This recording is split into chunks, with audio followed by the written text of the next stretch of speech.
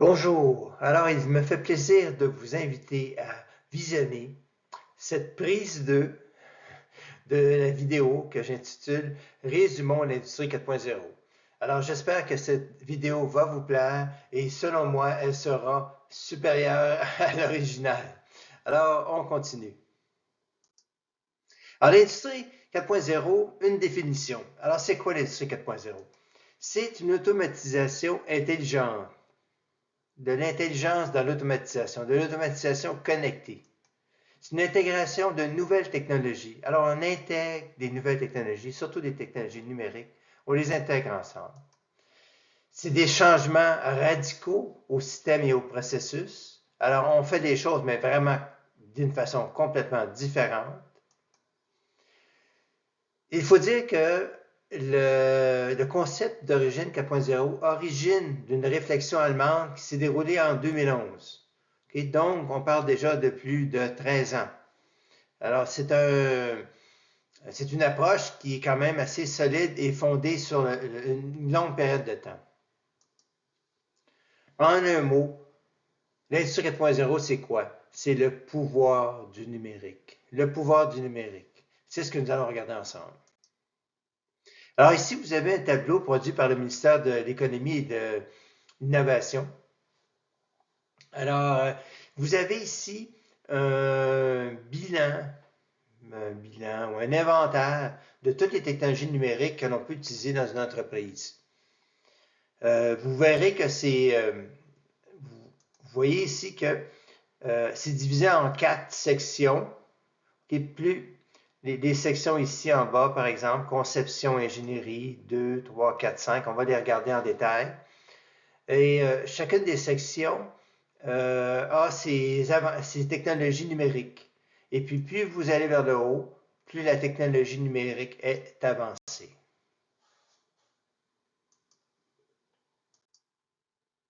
Commençons par la conception de l'ingénierie. Alors, je vais prendre pour habitude dans cette présentation d'utiliser toujours la technologie la plus avancée de la section où on est, afin de donner des exemples pertinents à ce que vous devez comprendre par rapport à l'industrie 4.0. Alors, parlons de CAO et FAO. Oups. La CAO et FAO, c'est une conception assistée par ordinateur, la CAO. La FAO, c'est la fabrication assistée par ordinateur. Lorsqu'on parle de CAO et FAO, on parle de jonction numérique. La jonction numérique, c'est quoi? C'est que l'ordinateur qui fait la conception du produit est jumelé à l'équipement de fabrication qui fabrique le produit. Alors, il n'y a presque plus d'intervention humaine. La majorité des interventions sont faites par lien informatique ou lien numérique, si vous voulez. Maintenant, si on regarde la deuxième partie, la deuxième colonne, la gestion administration. Alors, il y a beaucoup de pouvoir numérique dans la gestion administration. On va s'intéresser aux mégadonnées. Okay? Les mégadonnées, c'est ce qu'on appelle aussi le big data. Alors, la définition ici, il s'agit d'un concept permettant de stocker un nombre indicible d'informations sur une base numérique. Concernant la capture, la recherche, le partage, le stockage, l'analyse et la présentation des données. Alors, c'est quoi le plus gros problème avec les mégadonnées? Ce qu'on appelle le big data aussi. Big data, excusez. Le plus gros problème, ça a toujours été la même chose avec le numérique, l'informatique. Garbage in égale garbage out. Alors, si les données ne sont pas utilisables ou il faut les définir comme il faut les données qu'on veut ramasser, puis s'assurer que les données que l'on obtient sont effectivement répondent à la définition que l'on s'est donnée au départ. Alors, ce qui arrive présentement, c'est qu'il y a beaucoup d'entreprises qui voudraient utiliser le big data, mais qui se rendent compte que ça leur fait, soit ça ne fonctionne pas, ou soit que ça leur cause des erreurs. Alors, il y a beaucoup d'améliorations à faire encore dans ce domaine. Maintenant, on va passer à la gestion de la production. Alors, je vais quand même continuer à être fidèle à mon approche. Je vais prendre ce qui est le niveau le plus élevé, les RFID. Alors, Un RFID, c'est quoi? C'est une petite puce. C'est une puce que l'on trouve collée sur des paquets, sur des boîtes. Je vais donner un exemple. Par exemple, dans les hôpitaux, ils mettent des puces RFID sur les boîtes. Puis, mettons que c'est des boîtes de gants de latex. Mais lorsque l'infirmière sort la dernière boîte, ou lorsque la boîte est vide et qu'elle retire la boîte de l'étagère, alors il y a un signal qui s'envoie automatiquement au fournisseur pour dire j'ai besoin d'une nouvelle boîte. Les puces RFID aussi, ça sert aussi à faire le tracking, si vous voulez. Les commandes que vous faites livrer par Amazon, par exemple. Alors, ils ont tous des puces RFID qui permettent de suivre le colis tout le long de son parcours. Alors, les approvisionnements avec les puces RFID sont connectés comme jamais. L'inventaire, je reviens à mon exemple de l'hôpital, l'inventaire est sur RFID. Les commandes, aussitôt qu'il y a besoin d'un produit, la commande est faite par EDI. Qu'est-ce que c'est l'EDI? C'est l'Electronic Data Interchange. Ce que ça veut dire, c'est une communication électronique entre la RFID et puis le fournisseur. Et finalement, la livraison est faite par le fournisseur. Donc, l'inventaire est sur RFID, la commande se fait par EDI et la livraison est faite par le fournisseur. Passons maintenant à la colonne 4, les procédés de fabrication. Alors, je vais prendre dans cet exemple ici, je vais en prendre deux, les deux plus hauts, fabrication additive et puis cobotique. Alors, si on regarde la fabrication additive, c'est ce qu'on appelle aussi l'impression 3D.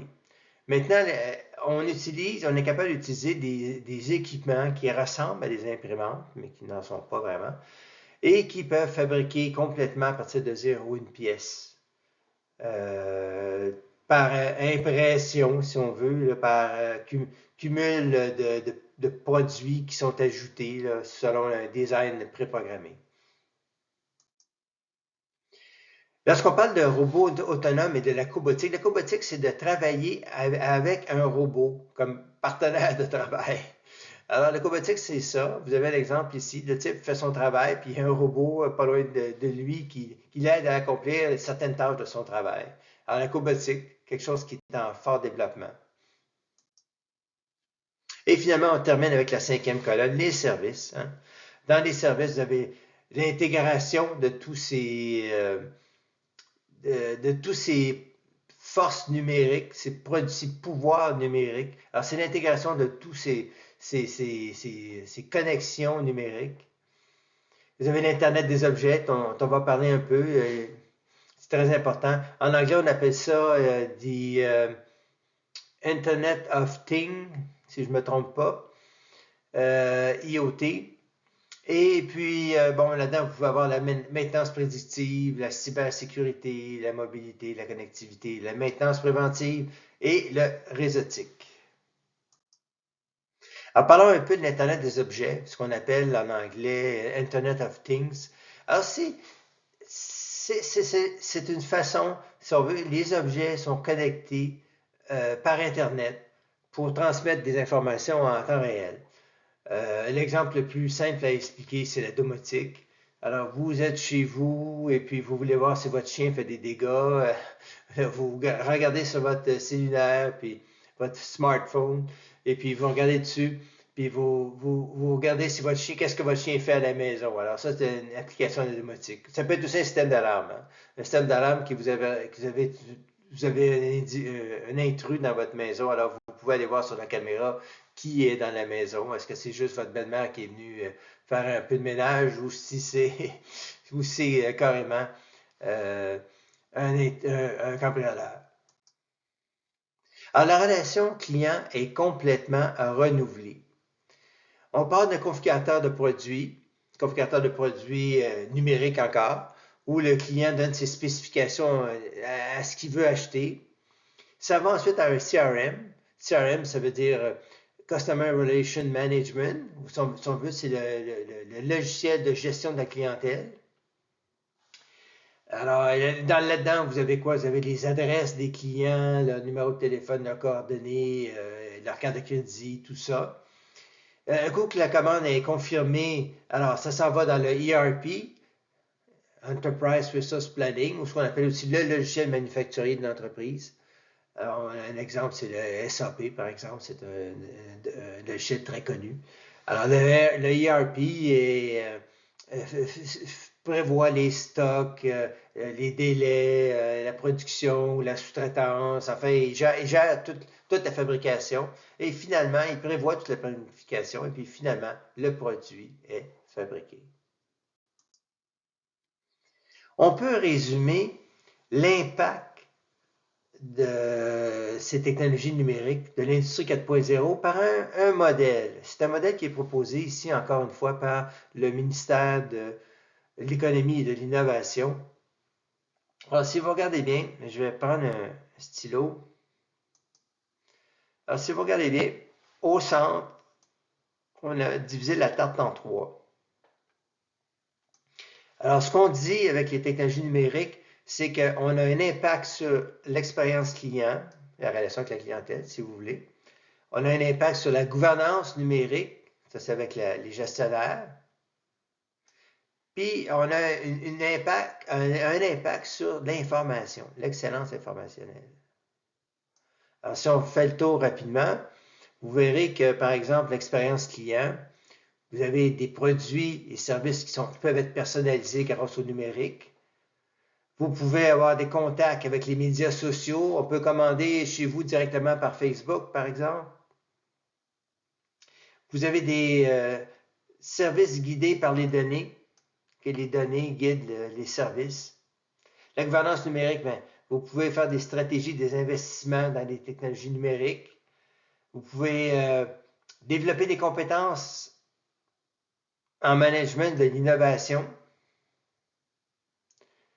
Alors, et maintenant, si on regarde l'excellence informationnelle, bien, l'énergie intelligente, vous économisez de l'énergie grâce au numérique, des processus autonomes et des chaînes logistiques qui sont mieux gérées avec le numérique.